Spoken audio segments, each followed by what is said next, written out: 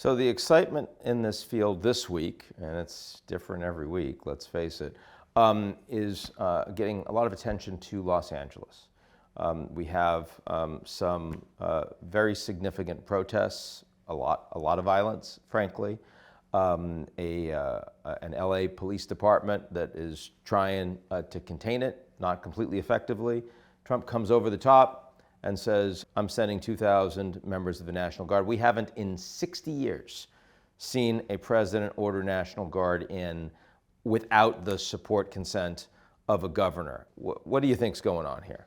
You know, first of all, I think it's important to think about whether the Trump administration provoked this unrest in LA, right? I mean, they were doing immigration enforcement in the Garment District in another part of the city that's largely Latino, pulling people out of their workplaces, doing exactly the kinds of things that gets other people who are connected to the folks getting taken away very upset. And so, you know, there's a way in which there's a feeling of a kind of setup happening underlying all of these facts. Then let me just push back on that for one moment, because I'm not disputing what you just said, but of course, if these people are in the country illegally, and part of Trump's platform, which he won on, was we're not doing anything to respond to people illegally in the country. I mean, provoking it is exactly not only within the rule of law, but frankly, you could say it was an abdication if he hadn't. You could argue that. I mean, it is 100% true that they're enforcing immigration laws, right? And that there are lots of people in the country illegally.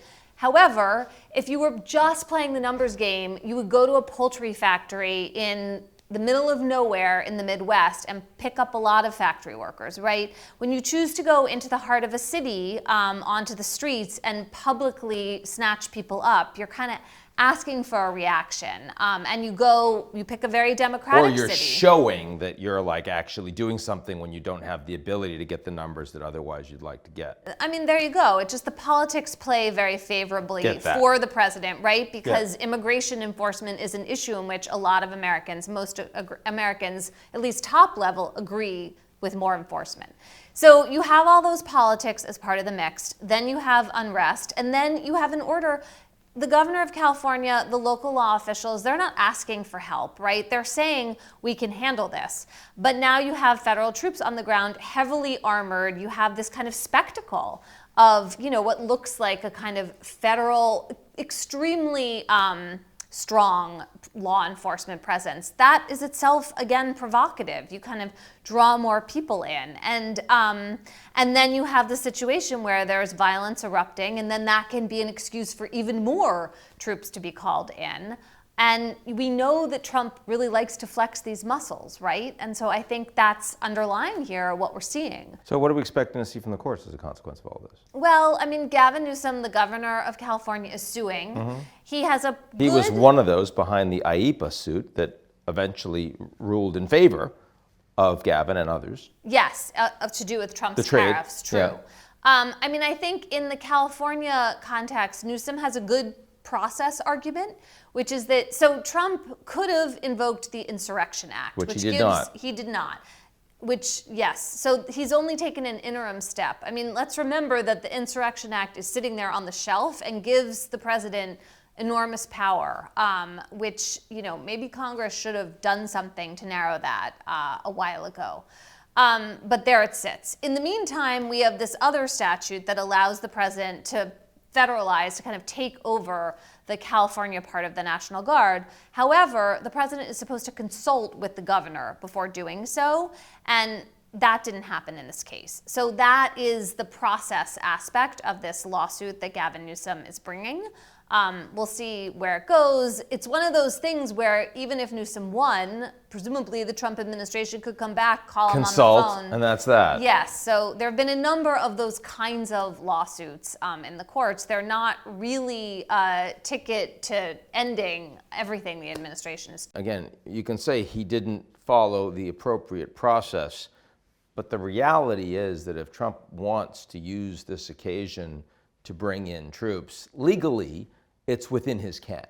Yes, and that is arguably a problem with the Insurrection Act. And more broadly speaking, with how the American presidency has become so powerful in our structure, right?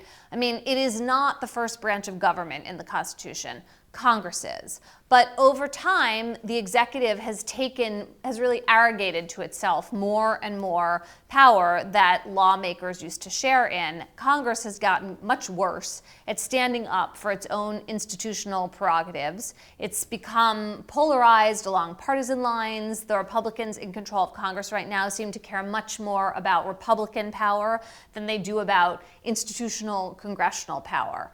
And so what you see here is one manifestation of extraordinary executive power. And, you know, the framers really, I think, assumed that there would be presidents operating in good faith with the best interests of the country who were in this powerful seat. That seems a little quaint. It does seem a little quaint right now, especially because, as I was trying to say before, the structure they set up had more checks and balances in it than ours really does. And I think that, unfortunately, the Insurrection Act and the possibility of it being invoked is evidence. No, which is why you wanted to bring us back to Congress, because that's a major check and balance that clearly just does not function.